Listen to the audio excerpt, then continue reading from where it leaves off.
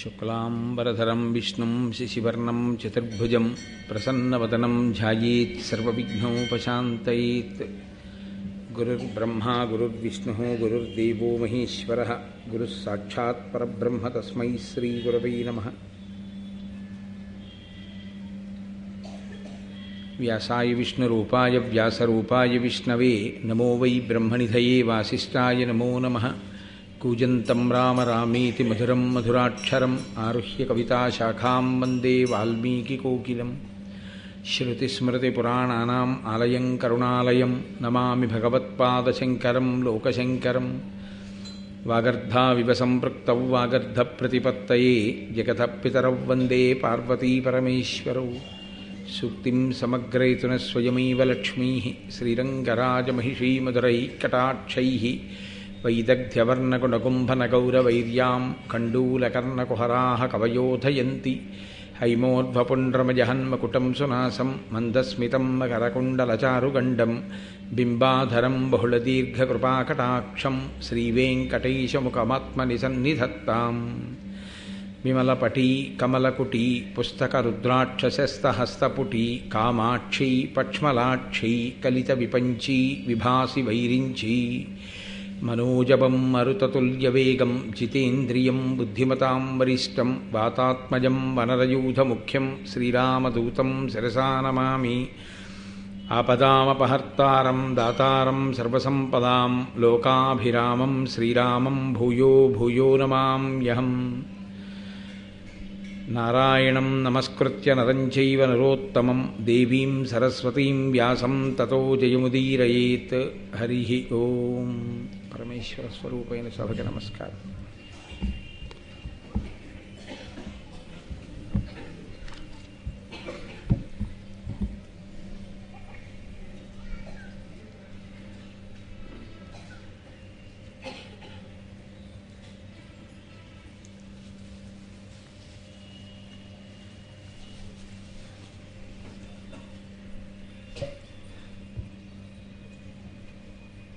ధనుర్వేదాన్ని పాండవులకి కౌరవులకి నేర్పడానికి ద్రోణాచార్యుల వారు కృపాచార్యుల వారు ఇద్దరు ఆచార్య స్థానంలో కూర్చుని ఉన్నారు. గురువుల యొక్క అనుగ్రహం చేత అందరూ చక్కగా వారి వారికి ఏ ఏ ప్రక్రియ యందు ఏ ఆయుధాన్ని ధరించడమునందు ఎక్కువ ఇష్టమో అటువంటి ఆయుధముతో యుద్ధం చేసేటటువంటి ప్రక్రియలో నైపుణ్యాన్ని సాధించగలుగుతున్నారు. ఎందుకంటే యుద్ధం అనేటటువంటి దాంట్లో అందరూ ఒక రకమైనటువంటి ఆయుధంతో యుద్ధం చేసేవాళ్ళే ఉండరు. ఒకరికి కత్తి యుద్ధంలో ప్రావీణ్యం ఉంటుంది, ఒకరికి గదాయుద్ధంలో ప్రావీణ్యం ఉంటుంది, ఒకరికి ధనస్సు పట్టుకొని బాణములను విడిచిపెట్టడంలో ప్రావీణ్యం ఉంటుంది, ఒకరికి శూలాన్ని విసరడంలో ప్రావీణ్యం ఉంటుంది, ఒక్కొక్కరికి మళ్ళీ ధనుర్వేదంలో ఒక్కొక్కటి ఇష్టమై ఉంటుంది. అన్నీ చెప్పగలిగినటువంటి వాడై ఉంటాడు గురువు. ద్రోణాచార్యుల వారు మహానుభావుడు కనుక ఆయన అందరికీ ఆ విద్య నేర్పుతున్నారు. ఇక్కడ నేను మళ్ళీ మీతో ఒక విషయాన్ని ప్రస్తావన చేయవలసి ఉంటుంది. ఆ రోజుల్లో కేవలంగా ద్రోణాచార్యుల వారి వలననే అంతటి ఖ్యాతి. ఆయనకి శిష్యుడు కానివాడన్నవాడు ధనుర్వేదంలో లేడు. ధనుర్వేదం నేర్చుకోవాలి అంటే ఆ రోజుల్లో ద్రోణాచార్యుల వారి దగ్గర నేర్చుకోవాలి. అంతటి పేరు ప్రఖ్యాతులు గడించినటువంటి వాడు. ఆయన దగ్గర శిష్యరికం చెయ్యడం కోసం ప్రపంచవ్యాప్తంగా ఆయన దగ్గరకు వచ్చి శిష్యరికం చేశారు. ఇందులో చాలా ఆశ్చర్యకరమైన విషయం ఏమిటంటే ద్రోణుడు విద్య నేర్పినప్పుడు వీళ్ళు పుట్టినటువంటి వాళ్ళు అధర్మం వైపుకి నిలబడి ఉన్నారు అన్న విషయాన్ని తెలిసి కూడా ఆయన విద్య నేర్పాడు. ఎందుచేత అంటే భీష్ముడు ఆయనకి పిల్లలను అప్పచెప్పినప్పుడు ఈ పిల్లలందరికీ మీరు పాఠం చెప్పండి అన్నారు. రెండు, ఆర్తితో వచ్చి తన పాదములను ఆశ్రయించినటువంటి వారందరికీ పాఠం చెప్పారు. కానీ బ్రహ్మజ్ఞానము, ఆధ్యాత్మిక బోధ, ధనుర్వేదము వీటి మధ్య కొన్ని భేదములు ఉంటాయి. ధనుర్వేదం అనేటటువంటిది సామాన్యమైన విషయం కాదు. మీతో నేను తరచుగా ప్రస్తావన చేస్తుంటాను. అవి మంత్రాధిష్టాన దేవతలు. శిష్యుడికి కూడా ఏదో ఒక ఆగ్నేయాస్త్రాన్ని ఒక వాయవ్యాస్త్రాన్ని ఇవ్వడానికే ఎంతో పరిశీలనం చేస్తారు. అటువంటిది బ్రహ్మాస్త్రాన్ని చేతిలో పెట్టాలి అంటే ఎంతో ఆలోచన చేసి శిష్యుని యొక్క యోగ్యతాయోగ్యతలను విచారణ చేస్తే తప్ప ఇవ్వకూడదు. ఎందుకు ఇవ్వకూడదు అని మీరు నన్ను అడగచ్చు. ధనుర్వేదం ఇచ్చేటప్పుడు ఒక విషయాన్ని చాలా జాగ్రత్తగా గమనించి ఉండాలి. అది శరీర బలానికి సంబంధించింది కాదు, అది మంత్రబలానికి సంబంధించింది. తీసుకొచ్చి మీరు ఎవరి పడితే వాళ్ళ చేతిలో అన్ని అస్త్రములను పెట్టేశారనుకోండి, పెడితే రేపొద్దున్న వాడు ఉద్ధతితో ప్రవర్తించేటటువంటి లక్షణం ఉన్నవాడు, లోకాన్నంతటినీ వశం చేసుకుందామనే ప్రయత్నంలో ఉన్నవాడు, లేదా దుర్మార్గమైనటువంటి గుణములు కలిగినటువంటి వాడు, సహనము లేనివాడు, ఎదుటివారి మీద బాణప్రయోగం చేసేటప్పుడు తప్పు ఎంత చేశాడు అన్నది చూసి దానికి అనుగుణంగా మాత్రమే శిక్ష వేయగలిగినటువంటి సమతౌల్యమును పాటించగలిగిన నేర్పరితనము లోపల లేనివాడు, ఇటువంటి వాడికి పట్టుకెళ్ళి మీరు ఎటువంటి అస్త్రం పడితే అటువంటి అస్త్రాన్ని ఉపదేశం చేసేసారనుకోండి, చాలా ప్రమాదం వస్తుంది లోకంలో. కాబట్టి ధనుర్వేదాన్ని ఉపదేశం చేసేటప్పుడు గురువుగారు శిష్యుని యొక్క శీలాన్ని కూడా దృష్టిలో పెట్టుకోవలసి ఉంటుంది. అందుకే అందరికన్నా ఎవరిని బాగా నిపుణుణ్ణి చెయ్యాలి అంటే, అందరికన్నా ఎవరు సౌశీల్యం ఉన్నవాడో, అందరికన్నా ఎవడు ఎప్పుడూ ధర్మం వైపు మాత్రమే నిలబడతాడో, ఎవరికి ఎప్పుడూ అధర్మమునందు కించిత్ కూడా అనురక్తి ఉండదో అటువంటి వాణ్ణే అందరికన్నా ఎక్కువ అస్త్ర విద్య ఇచ్చి తయారు చేయాలి తప్ప ఇతన్ని మాత్రమే నేను అందరికన్నా అధికుణ్ణి చేస్తాను అని అనడం వెనక గురువుగారికి ప్రత్యేకమైనటువంటి రాగమో ప్రత్యేకమైనటువంటి ఆకర్షణ ఉండి కాదు అని మీరు గుర్తిరగవలసి ఉంటుంది. ద్రోణాచార్యుల వారికి అర్జునుడంటే చాలా అభిమానం అండి, అందుకని అర్జునుణ్ణి నిన్ను ప్రపంచంలో నీతో సమానమైన విలుకాడు లేనటువంటి స్థితి నీకు కల్పిస్తానని అన్నాడు అని ఆ వాక్యానికి అర్థం కేవలం అంతేగా చెప్పకూడదు. అర్జునుడికి అంత శక్తినిస్తానని ఎందుకన్నాడు అంటే అది దేవతల యొక్క ప్రచోదనం. ధర్మరాజు గారు ముందు పుట్టేటట్టుగా చూసి పాండురాజు గారు ఇంద్రుడి గురించి తపస్సు చేసి నాకు త్రిలోకములను గెలవగలిగినటువంటి వాడు కొడుకుగా కావాలి అని అడిగి ఏడాది పాటు కుంతి చేత వ్రతం చేయించి ధార్మికమైన సంతానంగా ఇంద్రుని యొక్క అంశలో అర్జునుడికి అన్నాడు. ముందు ధర్మాన్ని పెట్టినప్పుడే పాండురాజు గారి యొక్క హృదయం 3 లోకములను గెలవగలిగినవాడు అంటే ఏదో ఆషామాషిగా కనపడ్డ వాళ్ళందరి మీదకి యుద్ధానికి రావణాసురుల్లా వెళ్ళిపోయేటటువంటి మనస్తత్వం ఉన్నవాడు అని కాదు. అది నిగ్రహము కలిగినటువంటి వాడై ఎదుటివారిని నిగ్రహించేటప్పుడు ఆ నిగ్రహించవలసినటువంటి అవసరం ధర్మం కొరకు మాత్రమే చేయవలసి ఉంటుంది తప్ప తన వ్యక్తిగత స్వార్థంతో అన్నిటినీ తానాక్రమించాలనేటటువంటి ఉద్దేశ్యంతో ఈ అస్త్ర సంపదని వాడేవాడు కానివాడై ఉండాలి. ఇన్ని తన దగ్గరున్నా అకస్మాత్తుగా ప్రారంభమే ఇంత పెద్ద పెద్ద అస్త్రాలు వేసేవాడు కానివాడై ఉండాలి. ధనుర్వేదంతో పాటు ధర్మముల గురించి బాగా తెలుసున్నవాడై ఉండాలి. ఆ ధర్మమును తెలుసుకున్న దాన్ని లోకమునందు స్థాపించడానికి వీలైనటువంటి పరిపాలన చెయ్యడానికి కావలసిన యోగ్యత లేనివాడికి ఇంత శక్తిని పట్టుకెళ్ళి అప్పచెప్తే వాడు రేపు పొద్దున పరిపాలకుడుగా కూర్చొని వాడికి అనవసరం అవన్నీ. కాబట్టి చాలా దూరం ఆలోచించి యోగ్యతాయోగ్యతలను విచారణ చేసి ఇవ్వవలసి ఉంటుంది. అర్జునుడికి ఇచ్చాడు. ఆయన అర్జునుడు ఎప్పుడైనా రాజు అయ్యాడా? నా చేతిలో ఇంత విలువిద్య ఉంది అని అన్నగారినే చంపేసి తాను రాజ్యాన్ని ఆక్రమించాడా? ఎన్నడూ అర్జునుడికి అసలు మనసులో అటువంటి సంకల్పం ఎన్నడూ కలగదు. ఆయన ఎప్పుడు మాట్లాడినా ధర్మరాజు గారిని నేను సింహాసనం మీద కూర్చోబెడతానంటాడు. ధర్మానికి పట్టం కట్టేటటువంటి స్వరూపం ఉన్నవాడు, ఇంత శక్తి ఉండి ధార్మికుడైన వాడు చెప్పినటువంటి మాటని వినగలిగినటువంటి వాడు. ఇది మీరు మహాభారతంలో ద్రోణాచార్యుల వారు పైకి కనపడకుండా పోషించినటువంటి ఒక అద్భుతమైన పాత్ర. ద్రోణాచార్యుల వారు కానీ ఎక్కడైనా పొరపాటు చేసి ఉంటే యోగ్యతాయోగ్యతలను విచారణ చెయ్యకుండా అస్త్ర సంపదని వ్యక్తిగత రాగద్వేషములను అనుసరించి ఇచ్చి ఉంటే మహాభారతము యొక్క స్వరూపమే వేరుగా ఉంది. ఎందుచేత అంటే అప్పుడు ఆ వ్యక్తిని నిగ్రహించడం చాలా కష్టం. అంత ధనుర్వేదం ఆయన చేతిలోకి వెళ్ళిపోయిన తర్వాత అతన్ని ఓడించడం, అతన్ని నిలబెట్టడం ఎవరికి సాధ్యం కాదు. ఇంత ధర్మాత్ములైన పాండవులు కూడా ఒక దుర్మార్గుడి చేతిలోకి వెళ్ళి పడిపోయింది అనుకోండి, ధనుర్వేదం అంతా ద్రోణాచార్యుల వారి దగ్గర ఉన్న శక్తి అంతా వెళ్ళట్టు పడిపోయింది అనుకోండి, పడిపోతే అప్పుడు ద్రోణాచార్యుల వారికి కూడా ఇబ్బంది వస్తుంది వాడిని నిగ్రహించడం. అందుకని ఎప్పుడూ అసలు మనసు అధర్మం వైపుకి తొట్టుపడనటువంటి వ్యక్తి ఎవరుంటాడో అటువంటి వ్యక్తికే ఇవన్నీ అప్పచెప్పాలి.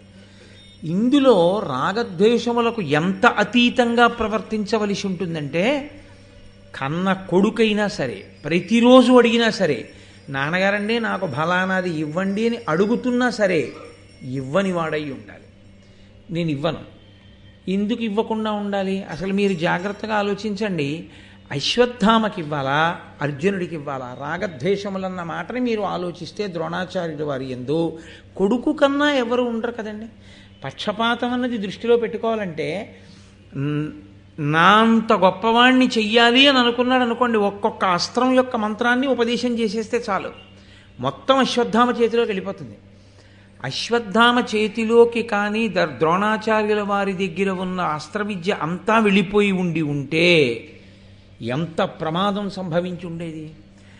ఆఖరణ ఉపపాండవులందరి గొంతుకలు నిద్రలో ఉండగా కోసేసిన వాడు, దృష్టద్యుమ్నుడి యొక్క శిరస్సుని కాలితో తన్ని నిద్దట్లో ఉన్నవాడిని చంపేసినవాడు, అంతటి విచక్షణారహితమైనటువంటి పనులు చేసేటటువంటి ఉద్రేక స్వరూపమున్నవాడు, దుర్యోధనుడిని పంచన చేరేవాడు, ఇటువంటి వాడు కాబట్టి నా కొడుకైనా సరే అస్త్ర సంపద వాడి దగ్గర ఉండడానికి వీల్లేదు, ధర్మం వైపుకి నిలబడలేడు. స్వభావమునందు దోషం ఉంది. స్వభావమునందు దోషమున్న వాడికి విద్యంతా ఇచ్చేస్తే నా వరకు బాగుండొచ్చు నా కొడుక్కి ఇచ్చానని, కానీ రేపు లోకములన్నీ ఉపద్రవానికి ఎడతాయి. నా ఒక్కడి స్వార్థం కోసం లోకము నశించకూడదు. ఎవడు ధర్మమును నిలబెడతాడో వాడికిస్తాను తప్ప, అధర్మ స్పర్శ కించిత్తున్న యుక్తాయుక్త విచక్షణ లేకపోయినా అటువంటి వాణ్ణి అర్జునుడి కన్నా పెద్దవాడిగా తయారు చెయ్యను. అండంలో అర్థం ఏమిటంటే, ఆయన ఇవ్వడు. ఏది అద్భుతమైన అస్త్రమో, ఏది ప్రళయమునే సృష్టించగలదో దాన్ని ఉపదేశం చేయడు ఆయన. ద్రోణాచార్యుల వారి దగ్గర బలవంతంగా ఉపదేశం తీసుకోవడం కుదరదు. ఆయన దగ్గర ఉంది అస్త్ర విద్య, అది సామాన్యమైన విద్య కాదు. ఆయన అనుగ్రహించి ఉపదేశం చేయాలి. ఉపదేశం చేశాడా శిష్యుణ్ణి ఉద్ధరించగలడు. ఆయన ఉపదేశించలేదా అవతలవాడు పొందలేడు. అశ్వత్థామ ఇక తండ్రి మీద ఎంత ఒత్తిడి తీసుకొస్తే ఇచ్చి ఉంటాడో ఆయన బ్రహ్మాస్త్రాన్ని, ఆ బ్రహ్మశిరోనామకాస్త్ర ప్రయోగం చెప్పాడు తప్ప ఉపసంహారం చెప్పలేదు ఆయన.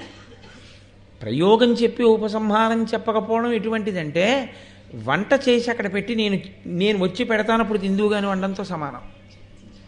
వంట అక్కడుంది, వీడికి ఆకలిస్తోంది, కానీ తినడానికి అధికారం లేదు. ఒక అస్త్రాన్ని ప్రయోగించడం వచ్చి ఉపసంహారం చెప్పలేదు అంటే దాని అర్థం ఏమిటంటే, నీకు ఉపసంహారం లేదు రాదు కాబట్టి ఆ అస్త్రాన్ని వేస్తే ప్రళయం వచ్చేస్తుంది, కాబట్టి అసలు నువ్వు వేయడానికి లేదు.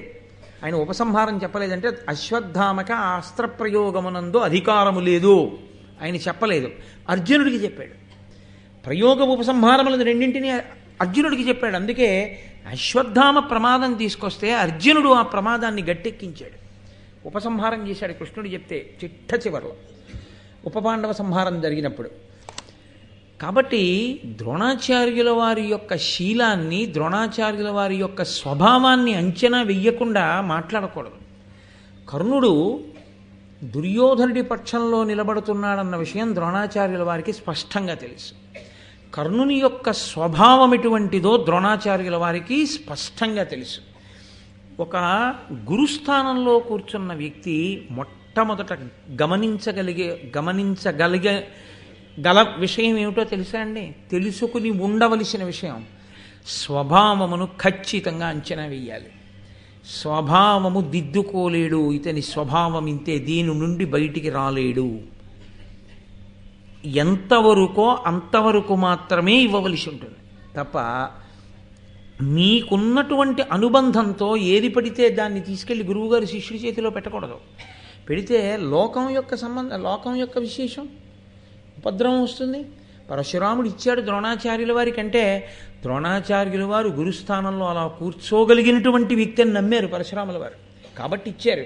ఇప్పుడు తనిష్టం వచ్చినట్టు తాను ప్రవర్తిస్తే తనకిచ్చినటువంటి గురువులు అగ్నివేశుడు, ఆ, మహానుభావుడు పరశురాముడు, తన తండ్రి భరద్వాజుడు.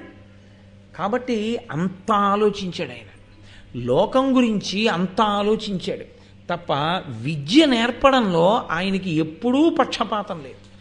ఆయనకి పక్షపాతం ఉంటే ఒక్కటే గుర్తు, ఆయన కొడుకే అందరికన్నా గొప్పవాడై ఉండాలి. కాదు, అసలు దుర్యోధనాదులకు ఆయన ఏ విద్య సరిగ్గా చెప్పక్కర్లేదు. ఆయన అందరికీ పాఠం చెప్పారు. కానీ అందరికన్నా ఎక్కువ శక్తితో నిలబడవలసిన వాడు ఎవడు అత్యంత ధార్మికుడో వాడి యందు శక్తిని పెంచి ఉంచాడు. దేనికి పెంచి ఉంచాడంటే ఉపద్రవమే వస్తే వీడొక్కడు రక్షించాల ధర్మాన్ని. కాబట్టి అతనికి ఎక్కువ బోధ చేశాడు తప్పించి అందరినీ కూర్చోపెట్టి పాఠం చెప్పేటప్పుడు పక్షపాతము ప్రారంభము ద్రోణుడిది అని అనడానికి వీల్లేదు. ఒక శిష్యుడు అర్జునుడు ఎంత ధార్మికంగా ఉంటాడో అంత ధార్మికంగా ఉండి కనపడితే ద్రోణుడు అర్జునుడితో సమానంగా ఆ వ్యక్తికి కూడా ఇచ్చి ఉండేవాడు. మీరు ఆలోచించండి, కొంచెం జాగ్రత్తగా ఆలోచిస్తే దుర్యోధనుడి తమ్ముళ్ళకి ఎక్కువ అస్త్ర సంపదని కట్టపెట్టాడు అనుకోండి ద్రోణాచార్యుల వారు. ఆయన చాలా లబ్ధి పొందుతాడు. ఎందుకో తెలుసా అండి? దుర్యోధనుడు వెళ్ళి ధృతరాష్ట్రుడికి చెప్తాడు, మా బాగా అప్పచెప్తున్నాడు విద్యంతా మాకు, పిచ్చి బ్రాహ్మణుడు అన్నీ మాకు అప్పచెప్పేస్తున్నాడు నాన్న అని. కావలసినంత అగ్రహారాలు ఇస్తాడు, కావలసినంత బంగారం ఇస్తాడు. ఆశపడి చెప్పాడా ద్రోణాచార్యుల వారు? చెప్పలేదు. అర్జునుడికి నేర్పాడు. తండ్రి బతికున్నాడా? తల్లి విధవరాలు. ఆ పినతల్లి బతికుందా? మాద్రి లేదు. ఏమిటి తనకి కలిసి వచ్చేది? గురువు తనకేం కలిసి వస్తుందని ఆలోచించిన వాడు గురువు కాడు. గురువు ఎప్పుడూ కూడా ఎక్కడ సౌజన్యం ఉన్నదో ఆ వ్యక్తి యొక్క ఐశ్వర్యంతో సంబంధం గురువు గారికి ఉండకూడదు. ఆ వ్యక్తి అర్హతని పొందినవాడు నెత్తి మీద పెట్టుకుంటాడంతే. ద్రోణాచార్యుల వారి యొక్క శీల వైభవం అటువంటిది కాదు. అసలు ఇంకా ఆయన శీలానికి గొప్పతనం ఏమిటో తెలుసా అండి? ద్రుపదుడు తపస్సు చేసి కన్నాడు, ద్రోణాచార్యుల వారిని చంపే కొడుకు కావాలి నాకని. అగ్నిగుండంలోంచి వచ్చాడు దుష్టజుమ్నుడు. ద్రోణాచార్యుల వారిని చంపడానికే పుట్టాడు ఆ అబ్బాయి అన్న విషయం ద్రోణాచార్యుల వారికి తెలుసు. ఆ అబ్బాయి వచ్చి నాకు అస్త్ర విద్య మీరు నేర్పండి అన్నాడు. కత్తి పట్టుకుని ఎలా శత్రువు పీక కొయ్యాలో నేర్పితే ఈ పిల్లవాడు కోసే పీక నాదే అని ద్రోణుడికి తెలుసు. తెలిసి కూడా ఆయన నేర్పాడు. చచ్చిపోవడం ఎప్పుడప్పుడు చచ్చిపోతాం, శరీరం పడిపోతుంది, కానీ ఆశ్రయించిన శిష్యుడికి నేను ఇవ్వకుండా ఉండకూడదు. కాబట్టి అతనికి ఎంత అర్హత ఉందో అంతా ఇచ్చేశాడంతే. ద్రోణాచార్యుల వారి దగ్గర విద్య నేర్చుకున్న ధృష్టద్యుమ్నుడు చిట్ట చివర ధనస్సు విడిచిపెట్టేసి నిలబడిపోయినటువంటి ద్రోణుడి రథం మీదకి దూకి ఆయన కంఠం కోసేశాడు. తన కంఠం కోసేస్తాడని తెలుసు ద్రోణుడికి, తెలిసి పాఠం చెప్పాడు. కత్తి ఎలా పట్టుకోవాలో, కత్తితో యుద్ధం ఎలా చేయాలో నేర్పాడు. అటువంటి ద్రోణుడి పట్ల పక్షపాత ధోరణి ఇంకొక కోణంలో మీరు ఎలా స్థాపిస్తారు చెప్పండి నాకు? అది తెలిసి తెలియని మాట. కాబట్టి మహాత్ముల యొక్క దృష్టికోణం ధర్మం గురించి మాత్రమే తప్ప వేరొక విషయం గురించి కాదు. అటువంటి స్వార్థమే ద్రోణునకుంటే ద్రోణుడు అన్నిటికన్నా ముందు అశ్వత్థామకి పాఠం చెప్పకుండా ఉండకూడదు, అన్నీ అశ్వత్థామకి ఇవ్వాలి. 2, తప్పకుండా ఆయన అసలు తనని చంపడానికి పుట్టిన వాడికి పాఠం చెప్పకుండా ఉండాలి. ఈ 2 చెయ్యనివాడు ఆయన. అటువంటి ద్రోణాచార్యుల వారి దగ్గరికి ఒకానొకప్పుడు హిరణ్యధన్వుడు అనబడేటటువంటి ఒక ఎరుకరాజు యొక్క కొడుకు ఏకలవ్యుడు ఆయన పేరు. ఆ ఏకలవ్యుడు అనబడేటటువంటి ఎరుకరాజు యొక్క కుమారుడు అరణ్యమునందు ఉంటుంటాడు అతను. ఆయన వచ్చి ద్రోణాచార్యుల వారిని సమీపించి ప్రార్థన చేశాడు, నాకు మీరు విలువిద్య నేర్పండి. ద్రోణుడు అతని వంక చూసి నేను నీకు నేర్పను అన్నాడు. సరే, దీని మీద చాలా చిలవల పొలవల అయిందనుకోండి, ఆయన నేర్పను అన్నాడు. ద్రోణుడు నేర్పను అన్నాడు అంటే ఏకలవ్యుడు ఎవరో ద్రోణుడికి తెలుసా? ఆయనకి తెలియదు. ఎక్కడి నుంచి వచ్చాడో తెలుసా? తెలియదు. పోనీ ఏమైనా అంతకుముందు శత్రుత్వం ఏమైనా ఉందా? ఏమీ లేదు. మరి ఎందుకు నేర్పనన్నాడు? కనపడగానే ఉన్నటువంటి స్వరూప స్వభావాల్ని బట్టి అతను ఎరుకరాజు యొక్క కుమారుడు, ఎరుక జాతికి చెందినవాడు అని తెలుసుకున్నాడు. తెలిసి అతనికి చెప్పిన కారణం మాత్రం నీకు అనవసరం, ఎరుక జాతిలో జన్మించిన వాడివి, నేను నేర్పను అని చెప్పాడు. అంతవరకే చెప్పాడు, అంతకు మించి చెప్పలేదు. ఇక వెళ్ళిపోయాడు ఏకలవ్యుడు. కానీ ఆయన సాధన గొప్పది, చాలా గొప్ప సాధన. మహాభారతంలో అనితర సాధ్యమైనటువంటి విషయాన్ని సాధించాడు ఏకలవ్యుడు. ఆయన వెళ్ళి వినయమున ద్రోణరూపు మన్నున అమర్చి దానికి అతిభక్తితోడ ప్రదక్షిణంబు చేసి మృక్కుచు సంతతాభ్యాస శక్తి అస్త్ర విద్యా రహస్యంబులర్థిబడసే. అర్థిపడసే. ఆయన మట్టితో ద్రోణాచార్యుల వారి యొక్క విగ్రహాన్ని ఒకటి తయారు చేశాడు. ఇవ్వనన్నాడు, చెప్పనన్నాడు అని ఆయన ద్రోణుని యందు వైముఖ్యమును పెంచుకోకుండా ద్రోణాచార్యుల వారి యొక్క బొమ్మ ఒకటి మట్టితో తయారు చేసుకుని ప్రతిరోజు ద్రోణాచార్యుల వారికి ప్రదక్షిణం చేసేవాడు. అతని దృష్టిలో మట్టితో చేయబడినటువంటి బొమ్మకి నేను ప్రదక్షిణం చేస్తున్నాను అనుకునేవాడు కాదు. ద్రోణుడే నాకు పాఠం చెప్పడానికి వచ్చారు నా అడవికి. రోజు ప్రదక్షిణం చేసి ఆయనకి సాగిలపడి నమస్కరించి, గురువర్యా నేను బాణం ఎలా వెయ్యాలని అడిగేవాడు. ఆయనకి ద్రోణుడే చెప్పినట్లుగా సందేశం వస్తుండేది. గురువా చెప్పేది, శిష్యుడి గురువా?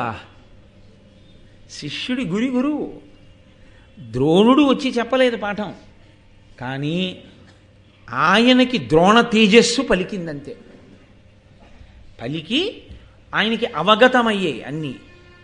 జన్మజన్మాంతర సంస్కారం, ఆయనకున్న గురుభక్తి అంత గొప్పది.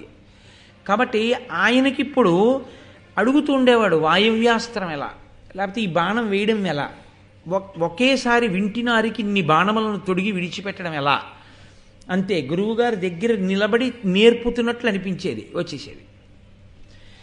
వచ్చేస్తే అతను చాలా గొప్ప అస్త్ర విద్యా రహస్యంబులు అద్దిబడసి, అస్త్రముల యొక్క విద్యా రహస్యములన్నింటినీ పొందాడు. అవి శస్త్రములు కావు, కేవలం కత్తి, ఈటె ఇటువంటివి కావు. అవి అస్త్రములు. అస్త్రములు అంటే మంత్ర సంబంధములు. మంత్రముల యొక్క ఉపదేశం అతనికి జరిగిపోయింది ద్రోణుని వలన. ద్రోణుడు అంగీకరించలేదు ఇవ్వడానికి, ఇచ్చానని ద్రోణుడికి తెలియదు. ఆయనేమి ఇవ్వలేదు. మీరు ద్రోణుడిని అడిగారనుకోండి, నేను ఇవ్వలేదని చెప్పాడు ద్రోణుడు. నేను ఇవ్వలేదు ఆ విద్య, నాకు తెలియదు. ద్రోణుడే ఉపదేశం చేశాడు ఏకలవ్యుడికి. ద్రోణుడు అబద్ధం ఆడాడా, ఏకలవ్యుడు అబద్ధం ఆడాడా? ఏకలవ్యుడు అబద్ధం ఆడితే విద్య రావడం అబద్ధం, విద్య వచ్చింది. ద్రోణుడు అబద్ధం ఆడితే ఆయన శీలానికే కళంకం. అలా అబద్ధం ఆడవలసిన అవసరం లేదు. గురువుగారు నేర్పాలనుకుంటే ఏకలవ్యుడికి నేర్పచ్చు. కాబట్టి ద్రోణుడు అబద్ధం ఆడలేదు. మరి ద్రోణుడు అబద్ధం ఆడక, ఏకలవ్యుడు అబద్ధం ఆడక, ఏకలవ్యుడికి అస్త్ర విద్య ఎక్కడి నుంచి వచ్చింది? దానికి సమాధానం నువ్వు కూడా ఉపాసన చేయగలిగితే నీకు తెలుస్తుంది అంతే. కొన్నింటికి వాగ్రూపమైన సమాధానములు ఉండవు. గురువుగారు అనేటటువంటి నిశ్చలమైన భక్తితో మీరు గురుస్వరూపం యొక్క పాదములను గట్టిగా పట్టుకుని నిలబడగలిగితే, గురువు అనగా ఎవరు? అంధకారమును పోగొట్టేవాడు. అంధకారమును పోగొట్టగలిగినటువంటి రాశీభూతమైన ఈశ్వర తేజస్సే గురువుగారు. కాబట్టి ఇప్పుడు మీరు ఒక గురువు యందు పెట్టుకున్న గురి ఈశ్వర స్వరూపంగా మీకు ఆ గురువు రూపంలో పలికేటట్టు చేస్తుందంతే. కాబట్టి ఇప్పుడు ఏకలవ్యుడికి ద్రోణుని యొక్క విగ్రహం మాట్లాడింది. ద్రోణుడే మాట్లాడాడు అనుకున్నాడు, అన్నీ తెలిసేసుకున్నాడు. తెలుసుకున్న తరువాత ఒక గమ్మత్తు జరిగింది. ఇది ద్రోణుడికి తెలియదు, ఏకలవ్యుడికి తెలుసు. నేను ద్రోణుడి విగ్రహం పెట్టుకుని నేర్చేసుకుంటున్నానన్న విషయం, కానీ ఆయన విగ్రహం అనుకోవట్లేదు, గురువుగారు నాకు చెప్తున్నారు అనుకున్నాడు.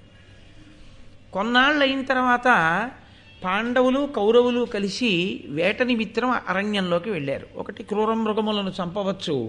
రెండు, పరిగెత్తుకుంటూ వెళ్ళిపోతున్నటువంటి ప్రాణి మీద ప్రాణం వేసి గురి చూసి కొట్టడం. ఒకటి, గురి యందు నైపుణ్యత తెలుస్తుంది. అందుకని ద్రోణాచార్యుల వారు అంగీకరించారు వేటకు వెళ్ళడానికి. గురువుగారి అనుమతితో వాళ్ళు వేటకు వచ్చారు. వేటకొచ్చినప్పుడు అదో విచిత్రమైనటువంటి లక్షణం. వేట యందు క్రౌర్యం ఉంటుందండి. వేట సున్నితమైన వేట అని ఏమి ఉండవు లోకంలో. నిర్బంధ ప్రణయము, సున్నితమైన వేట, ఇలాంటి పరస్పర విరుద్ధమైన మాటలు ఉండవు. బలవంతంగా ప్రేమించడం స్వచ్ఛందంగా ఉండాలి. బలవంతంగా ప్రేమించడం ఏమిటి? నిర్బంధ ప్రణయము, సున్నిత వేట ఇలాంటివి ఏమి ఉండవు. కాబట్టి వేటయందు క్రౌర్యం ఉంటుంది. వేటయందు క్రౌర్యమునకు పరాకాష్ఠయే ఉపకరణంగా వేట కుక్కల్ని తీసుకెళ్తారు. ఆ వేట ఎప్పుడైనా వెళ్ళేటటువంటి అలవాటు ఉన్న వాళ్ళకి దాని గురించి బాగా తెలుస్తుంది. వేట కుక్కలు 10,000 చేరనేల, ఆ ఉర కుక్కలు 10,000 చేరనేల, వేటకై చాలదే ఒక్క జాగిలంబు అని.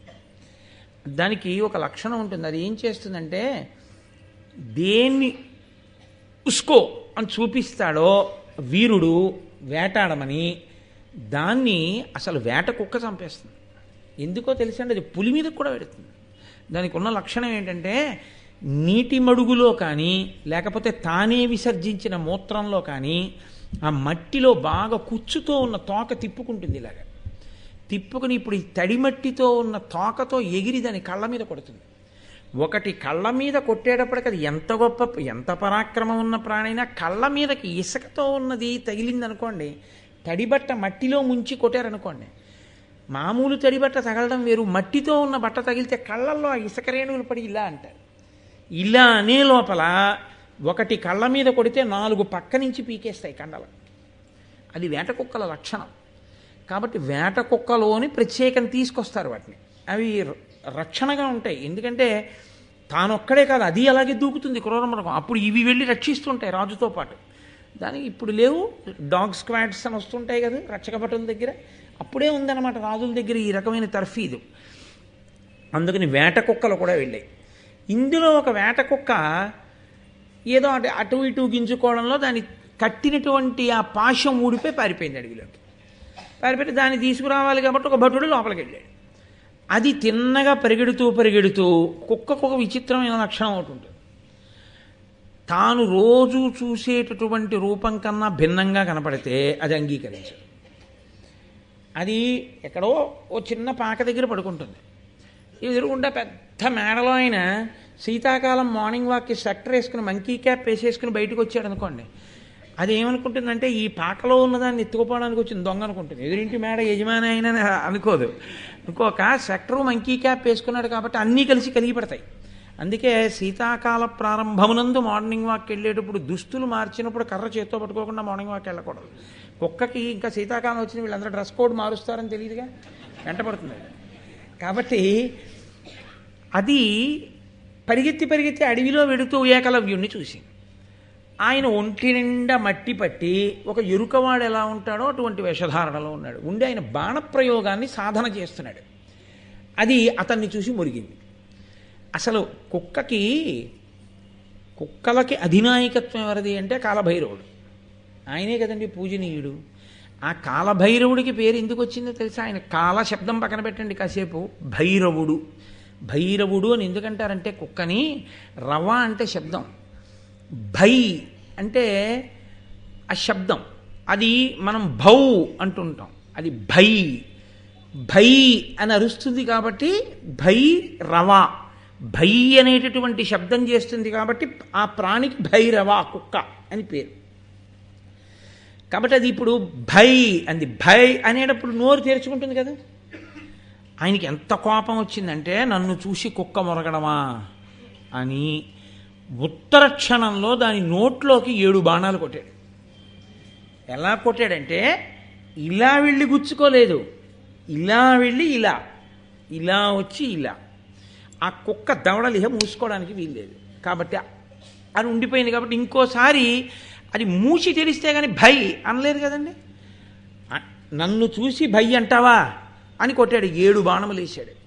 అర్జునుడు 5 వేస్తాడు.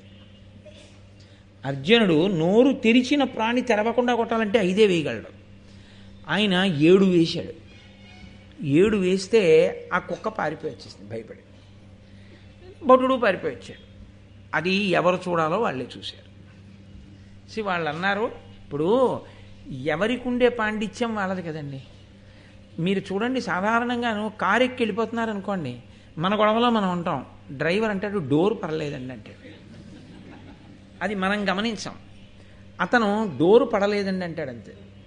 అతను గమనించలేదనుకోండి, సరే తర్వాత ఇంటెన్సివ్ కేర్ యూనిట్. కాబట్టి ఎవరికి ఉండే ప్రజ్ఞ వాళ్ళకు ఉంటుంది, వాళ్ళు వెంటనే పసిగడతారు. ఎవరి సునిశ్చిత పరిజ్ఞానం వాళ్ళది. కాబట్టి 7 బాణములను ఇలా కుక్క నోట్లోకి ఎవరు వేశాడు అని తెల్లపోయాడు. తెల్లపోయి అర్జునుడు అడిగాడు, ఎవరు వేశారు ఈ బాణాలని? ఏకలవ్యుడని ఎవరో ఒక ఎరుకలవాడు ఉన్నాడండి, బాణ సాధన చేస్తున్నాడు. కుక్కొక్క మాట భై అంది, 7 బాణములు కొట్టాడు నోట్లోను. నేను కూడా అడిగిపోయి పారిపోయి వచ్చాను. అర్జునుడు చింతాక్రాంతుడైపోయాడు. ఎందుచేత అంటే అతనికి దాన్ని బట్టి తెలిసిపోయింది తనకన్నా గొప్ప విలుకాడున్నాడు లోకంలో. ద్రోణాచార్యుల వారు తనకి ప్రమాణం చేశాడు తన్ని విలుకాడిని చేస్తానని. కానీ తనకన్నా గొప్ప విలుకాడొకడు లోకంలో ఉన్నాడు. అంత గొప్ప విలుకాడు తయారు కావాలంటే ద్రోణుడు గురువు కాకుండా అయ్యే అవకాశం లేదు. ఎందుకంటే ద్రోణుడి కన్నా గొప్ప గురువు లేడు ఇక ధనుర్వేదం చెప్పడానికి. కాబట్టి ద్రోణుడే చెప్పి ఉండాలి. పైగా వచ్చిన భటుడు ఏమన్నాడంటే, ఎదురుగుండా ద్రోణాచార్యుల వారి విగ్రహం ఉంది, అక్కడే నేర్చుకుంటున్నాడని చెప్పాడు. అనుమాన పడలేదు కానీ బాధపడ్డాడు అర్జునుడు. అయిపోయింది ఈ సంఘటన. అయిపోయిన తర్వాత గురువుగారు రాత్రి ఎక్కడో పడుకున్నాడు, పాపారణ్యంలో ఏదో ఒక శిబిరంలో పడుకున్నాడు ద్రోణాచార్యుల వారు.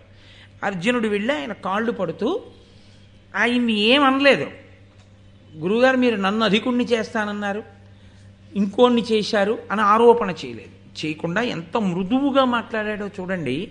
ఆయన అన్నాడు, నాకంటెను మీకంటెను లోకములో అధికుడతి బలుండు ధనుర్విద్యా కౌశలమున ఆతడు మీకు ప్రియ శిష్యుడటే అమిథ్యావచన అన్నాడు.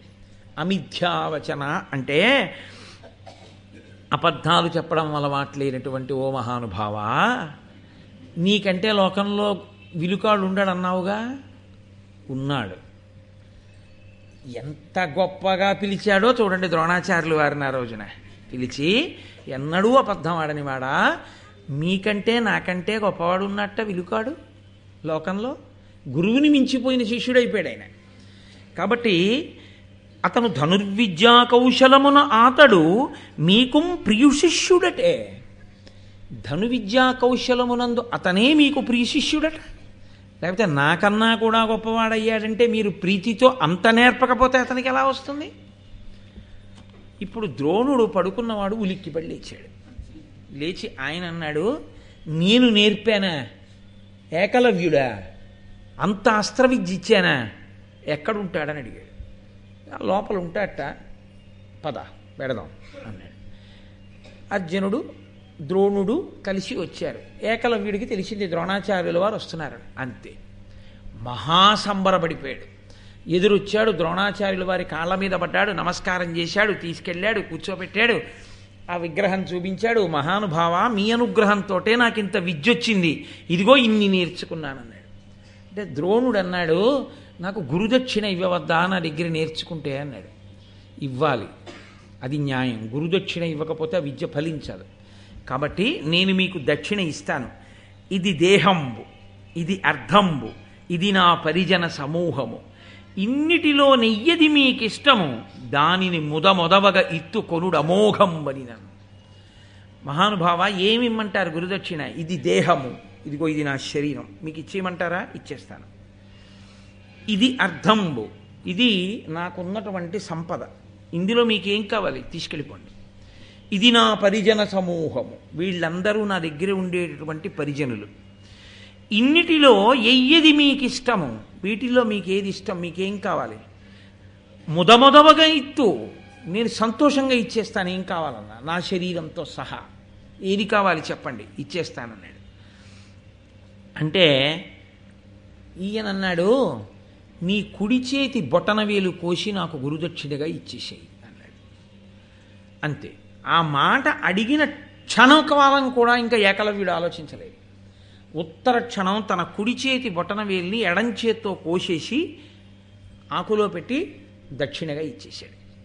కాబట్టి ఎమ్మిని నీ దక్షిణ హస్తమ్మున పెనువ్రేలు దునిమి దక్షిణ ఇమ్మిష్టమ్మిది నా కనవుడు విన అమ్మునవాడిచ్చేదాని ఆచార్యునకు.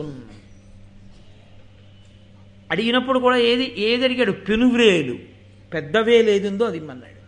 అంతే, ఇచ్చేశాడు. ఈ వేలుకున్న లక్షణం ఏమిటో తెలుసా అండి? ఈ వేలు ఈ 4 వేళ్లకి దూరంగా ఉంటుంది, కానీ దీనితో కలవకుండా ఈ 4 వేళ్ళు ఏమీ పట్టుకోలేవు. పెన్ను పట్టుకోవాలనుకోండి, ఈ రెండూ కలిపి దీనితో కలవాలి. ఏదో ఓ చిటికెడు ఇవ్వండి అన్నారనుకోండి, ఓ చిటికెడు అంటే ఈ రెండూ కలిపి ఇలా తీయాలి. ఓ తాడట్టుకోవాలనుకోండి, ఇలా 4 వేళ్లతో పట్టుకుంటే బిగుతుండదు, ఇలా పట్టుకుంటే బిగుతుంటుంది. దాచండి అన్నాను అనుకోండి, ఇలా దాస్తే తెలిసిపోతుంది, ఇలా దాచాను అనుకోండి, గుప్పిటి మూసాను అనుకోండి తెలియదు. ఇది దూరంగా ఉంటుంది, కానీ ఈ 4 దేనికైనా సరే దీనిని ఆశ్రయిస్తాయి. అందుకే ఒక విషయం చెప్తుంటారు, బ్రిటిష్ వారు తమ మాంచెస్టర్ క్లాత్ బాగా అమ్మకం అవడం కోసమని భారతదేశంలో ఉన్న నేతగాళ్ల యొక్క నేతతో కూడినటువంటి బట్ట ముందు నిలబడలేకపోతే ఏకకాలంలో చాలామంది సాలెవాళ్ల బొటనవేళ్లు తీసేశారు, వాళ్ళ బట్ట దేశంలో అమ్ముడవడానికి. వాళ్ళు ఇంకా అలా నెయ్యడానికి అవకాశం లేకుండా చేయడానికి. ఒకానొకప్పుడు తిరుమలలో వెంకటేశ్వర స్వామి వారి క్షేత్రంలో ఒక వస్త్రం ఒకటి ఉండేది ప్రత్యేకం, చాలా కాలం పాటు. అది చిన్న వస్త్రం. ఆ వస్త్రం పెట్టి తుడిస్తే ఏమయ్యేదంటే మీకు నల్లపూసంత ధూళికణం కూడా అక్కడ ఉండేది కాదు. ప్రత్యేకంగా ఆ బట్ట పెట్టి తుడిచేసేవారు. ఆ బట్ట పెట్టి తుడిచారు అంటే ఇంకా ధూళికణం అంత దుమ్ము కూడా అంతరాలయంలో ఉండడానికి వీల్లేదు. అటువంటి బట్టలు నేశారు. అగ్గిపెట్టెలో పట్టగలిగినంత చీర నేసినటువంటి నేతగాళ్ళు పుట్టినటువంటి దేశం ఈ దేశం.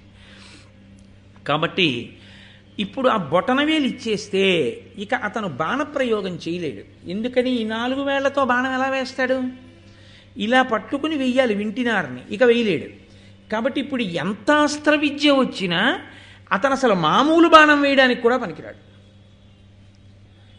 కాబట్టి ఇప్పుడు ఇంత గొప్ప ఏకలవ్యుడు కూడా ఎందుకు పనికిరానటువంటి వాడిగా ఎందుకు పనికి మాలినవాడు అంటే అసలు ఎందుకు పనికి మాలినవాడు అని నా ఉద్దేశ్యం కాదు. అతను ఆ తర్వాత ఈ 4 వేళ్లతో కూడా బాణాలు వేశాడు. కానీ అతను చాలా పెద్ద వీరుడిగా నిలబడ్డానికి వీలు లేని స్థానంలో ఆ బొటన వేలు ద్రోణాచార్యుల వారు తీసేశారు. తీసేయడం వల్ల అర్జునుడే పెద్ద విలుకాడుగా నిలబడిపోయాడు. సరే, ఇప్పుడు నేను మీకు ఈ విషయం చెప్పినప్పుడు మీరు ఒక పెద్ద ధర్మ సంకటంలోకి వెళ్ళారని నాకు తెలుసు. వీడేమో నిన్నటి నుంచి తలకొట్టుకుని ద్రోణాచార్యుల వారు గొప్పవారు అంటున్నాడు, దృష్టజుమ్నుడికి కూడా పాఠం నేర్పాడన్నాడు, అశ్వత్థామ కన్నా అర్జునుడికి ఎక్కువ నేర్పాడన్నాడు, పక్షపాతం లేదన్నాడు. ఏకలవ్యుడు బొటన వేలు ఎందుకు తీశాడు? చెప్పిన పాఠం ఒక్కటి లేదా? విగ్రహం పెట్టి పాపం నేర్చుకున్నవాడి యొక్క వేలు తీసేశాడా? దోషం కాదండి. అక్కడ మీకు బాహ్యంలో సమర్థించడానికి ఏమీ ఉండదు. కానీ నిజంగా ద్రోణుడు అర్జునుణ్ణే పెద్ద విలుకాన్ని చెయ్యడం కోసమని అలా బొటనవేలు తీసేసిన వాడైతే మీరొకటి జ్ఞాపకం పెట్టుకోండి, ఎవరైనా ఊరుకుంటారేమో కానీ వ్యాసుడు అంగీకరించాడు. ఉత్తర క్షణంలో ధర్మము ధర్మమే. వ్యాసుడు ఘోరమైనటువంటి నేరాన్ని ద్రోణుడు చేశాడని, ద్రోణుడి జీవుడు ఈ చేసిన పాపాన్ని అనుభవించిన స్థితి ఎక్కడో చెప్పలేదు. ఈశ్వరుడిది పక్షపాతమా? తీసేస్తే తీసేశాడులే, ఎరుకవాడి బొటన వేలు తీశాడు కాబట్టి మనం ద్రోణాచార్యుల వారిని ఏం అనకూడదని చెప్పి ఊరుకున్నాడా? కాదు. అసలు మహాభారతం ఎందుకు వచ్చింది? భూభారము పెరిగిపోయినప్పుడు ఈ భూభారమును తగ్గించాలి. పాపులందరినీ తగ్గిస్తే తప్ప భూభారము తగ్గదు. దేవతాంశలలో వచ్చిన వాళ్ళందరూ, వాళ్ళకి కౌరవులకి యుద్ధం జరిగితే తప్ప భూభారం తగ్గదు. ఏకలవ్యుడి యొక్క స్వభావమునందు ఒక పెద్ద దోషం ఉంది. అతను ధర్మము వైపుకి వంగలేడు.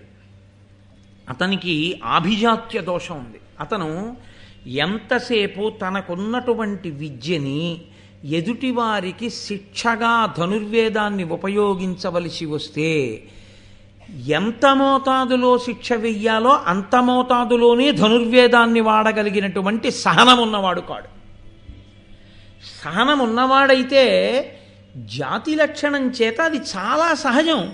ఎవరైనా విచిత్రంగా కనబడితే ఓ కుక్క మొరుగుతుంది. దానికి కోటీశ్వరుడా అనవసరం, లేకపోతే మహాపండితుడా అనవసరం. దానికి విచిత్రంగా కనబడ్డాడు, అది మొరుగుతుంది అంతే. అది దాని స్వభావం. అది దానికి ఒక చీయనాలి, ఒక కర్ర పెట్టి కొట్టాలి మహా అయితే, అంతే, అంతవరకే.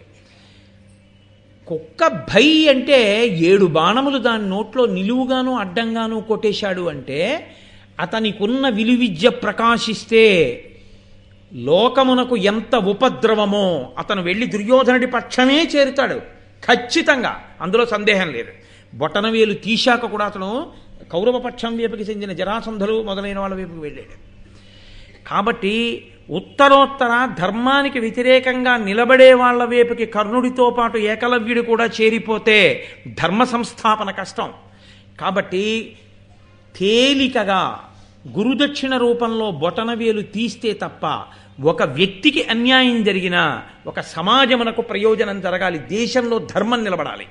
ఆ ధర్మనిరతి కొరకు ఒక వ్యక్తికి అన్యాయం జరిగిన గురుదక్షిణ రూపంలో తాను తీసుకున్నాడు. తీసుకుని ఏకలవ్యుని యందు విద్య సమాజమునందు ప్రమాదకారిగా పరిణమించకుండా ద్రోణుడు అడ్డుపడ్డాడు. ఈ అడ్డుపడ్డం ఏకలవ్యుడి విషయంలోనే కాదు, అశ్వత్థామకు కూడా అడ్డుపడ్డాడు. కాబట్టి ఇందులో ద్రోణుడికి వ్యతిరేకంగా తీర్పు చెప్పడానికి ఏమీ లేదు. సహృదయతతో ఆలోచించినప్పుడు ద్రోణుడికి పుష్పహారం వెయ్యవలసిందే. కాబట్టి అలా ఏకలవ్యుడి దగ్గర బొటనవేలు తీసుకుని ఆ ధర్మము ఎంతకాలము నిలబడుతుందో మీరు చూడండి. అధిక్షేపించి అర్జునుడు మాట్లాడచ్చు, కంటి ముందు సాక్ష్యం కనపడింది ఏకలవ్యుడి విషయం.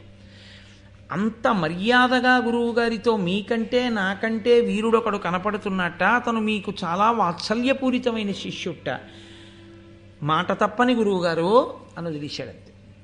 తప్ప ఒక్క వాక్కు గురువుగారిని అధిక్షేపిస్తూ తొందరపడిపోయి ఏదో సాక్ష్యాలు ప్రవేశపెట్టి గురునింద చేసి అర్జునుడు మాట్లాడలేదు.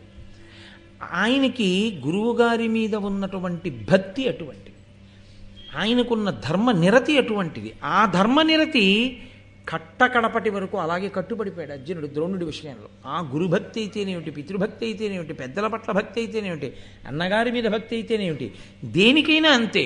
ఒక్కసారి ద్రౌపదీదేవితో కలిసి ఉన్నటువంటి ధర్మరాజుని చూసినందుకు తీర్థయాత్ర చేశాడు ఆయన, వ్యాసుడు పెట్టిన నియమానికి. అంతటి ధార్మికుడు అర్జునుడు. అంతటి ధార్మికుడైన వాడి చేతిలో ఇంత గొప్ప శక్తి ఉండి అతని కన్నా గొప్పవాడు లేకపోతే అతను ధర్మాన్ని కాపాడగలడు. అంతకన్నా గొప్పవాడు ఉండి వాడు అధర్మపక్షపాతి అయితే అప్పుడు అర్జునుడు ధర్మపక్షపాతి అయినా ఆయన కూడా ధర్మాన్ని నిలబెట్టలేని స్థితి వస్తుంది. కాబట్టి ద్రోణుడి యొక్క తీర్పు ధర్మము కొరకు మాత్రమే తప్ప అన్యము ఆయన యొక్క ఉద్దేశ్యము కాదు. కాబట్టి ఈ ఘట్టము జరిగిపోయిన తరువాత భూపనందనులి విధంబున భూరి శస్త్ర మహాస్త్ర విద్యోపదేశ పరిగ్రహ స్థితినున్న అందరయందు విద్యోపదేశము తుల్యమైనను ఉత్తమోత్తముడయ్యే విద్యా పరిశ్రమ కౌశలంబున దండితారి నరుండిలన్. వచ్చిన వాళ్ళందరినీ కూర్చోపెట్టి పాఠం చెప్పేటప్పుడు ద్రోణాచార్యుల వారు ఏకలవ్యుడి దగ్గర బొటనవేలు తీసుకున్న తర్వాత కూడా పాఠం చెప్పేటప్పుడు మాత్రం అర్జునుడికొక్కడికే వినపడేటట్టుగా పాఠం చెప్పడం అన్నది మాత్రం ఎప్పుడూ చేయలేదు. అందరూ గ్రహించండి అని పాఠం చెప్పాడు. కానీ గురువుగారు చెప్పిన పాఠాన్ని మననం చెయ్యడంలో, గురువుగారు చెప్పినటువంటి పాఠాన్ని అందుకోవడంలో, గురువుగారి హృదయానికి అనుగుణంగా బ్రతకడంలో అర్జునుడు చేసినటువంటి సాధన అటువంటి. ఆ సాధనే మనిషిని ఒక అత్యుత్తమమైనటువంటి స్థాయిలో నిలబెట్టినా సాధనే, నీచమైనటువంటి స్థాయిలో పడిపోయేటట్టు చేసినా అదే. మీరు చూడండి, సమున్నతమైన స్థాయిలో నిలబడాలి అంటే అతను ఒక్కొక్కసారి అతనికి ఉన్నటువంటి ఐశ్వర్యమును కూడా త్రోసిరాదని సాధన చేయవలసి ఉంటుంది. మీరు నన్ను సహృదయంతో అర్థం చేసుకోగలిగితే నేను మీతో ఒక మాట మనవి చేస్తాను. ఇవాళ భారతదేశంలో అత్యంత గొప్ప ఐశ్వర్యవంతుల్లో టెండూల్కర్ ఒకడు. చాలా ఐశ్వర్యవంతుడు ఆయన. ఆయన ఎక్కితే ఏసీ కారు ఎక్కాలి, ఉంటే ఏసీ బంగ్లాలో ఉండాలి. ఆయన కోరుకుంటే ఆయనకి దక్కనిది ఏం లేదు. ఇవాళ ఏ పార్టీ అయినా ఆయనకి ఎంపీగా నించుంటానంటే లోక్సభ స్థానం ఇండియాలో 542 నియోజకవర్గాల్లో ఎక్కడ నించున్నా బహుశా ఏకగ్రీవంగా ఎన్నిక కాగలడు. అటువంటి వాడు 36 ఏళ్ల వయస్సులో 50 ఓవర్లు స్టాండ్ బై లేకుండా పరిగెత్తి 200 రన్స్ కొట్టి నాటౌట్గా నిలబడిపోయాడు అంటే టెండూల్కర్ క్రికెట్ను కాదు, టెండూల్కర్ వెనక ఉన్న సాధనని మీరు చూడండి. అతను ఎంత కష్టపడకపోతే ఎండలో ఒక రోజంతా నిలబడగలడు వడదెబ్బ తినకుండా. అంత పరిగెత్తగలుగుతున్నాడంటే అతను ఎంత సాధన చేస్తాడు. ఏ సాధన లేకుండా కీర్తి రాదు. ఏ సాధన లేకుండా అత్యున్నతమైన స్థాయిలో మీరు కూర్చోలేరు. కూర్చున్నా అది 1 రోజు కూర్చోగలరు, 2 రోజులు కూర్చోగలరు, 3 రోజులు కూర్చోగలరు. ఎక్కడ సాధన ఉందో, ఎక్కడ నిరంతర పరిశ్రమ ఉందో, ఎక్కడ లక్ష్యమునందు ఆ శుద్ధి ఉందో అటువంటి వాడు మాత్రమే దానిని పొందగలడు. పరమేశ్వరుణ్ణి పొందాలి అనుకున్నవాడు శరీరాన్నే పెట్టుబడిగా పెట్టి పరమేశ్వరుడన్న లాభాన్ని పొందాలి. వ్యాపారస్తుడు వ్యాపారం చేసేటప్పుడు ముందు తన దగ్గర ఉన్న డబ్బుతోనే వస్తువులు తెచ్చి అక్కడ కొని పెట్టాలి, పెట్టి అమ్మి లాభం సంపాదించాలి.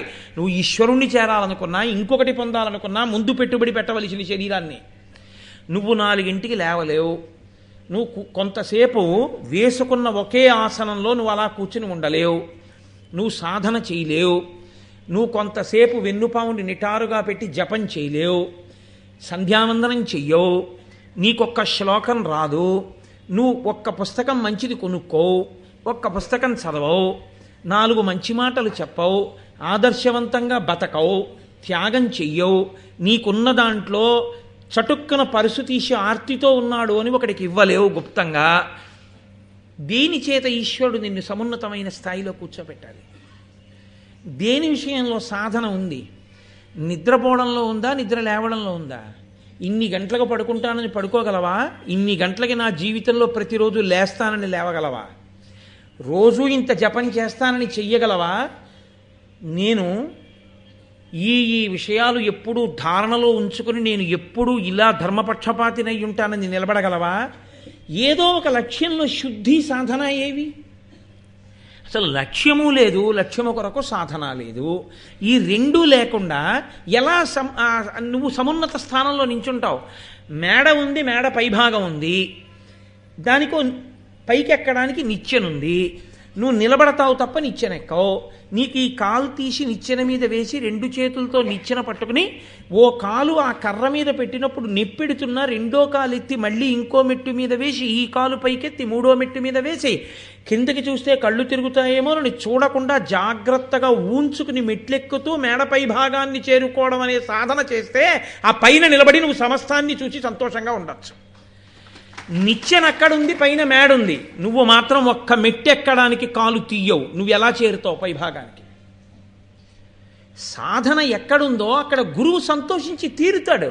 ఎవరి కోసం సంతోషిస్తాడు గురువు? ఏది సాధన? నేను ఈ సాధన చేశానని ఏం చెప్తావు?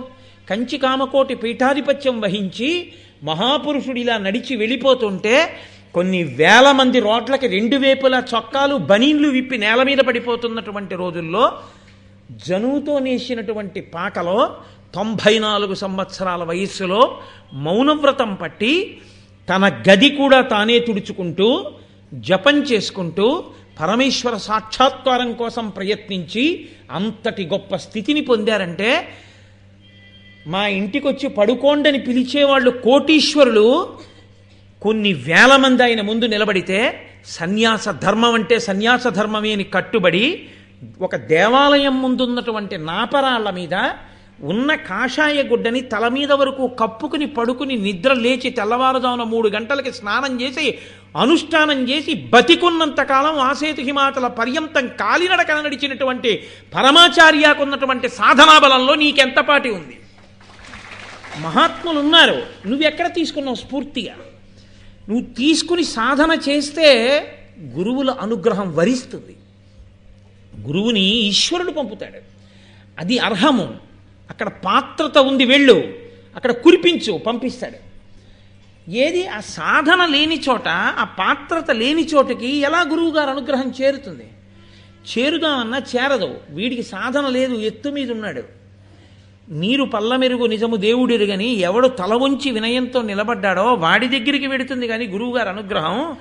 ఏదో ఒక ఆభిజాత్యానికి నేను ఇంత గొప్పవాడిని తలెత్తుకు నిలబడి నీ మూర్ఖత్వమే ఎన్ని సంవత్సరాలు తిరిగినా అదే నీ కంటి పెట్టుకుని ఉండిపోయినప్పుడు ఎలా గురువుగారి అనుగ్రహం నీకు చేరుతుంది?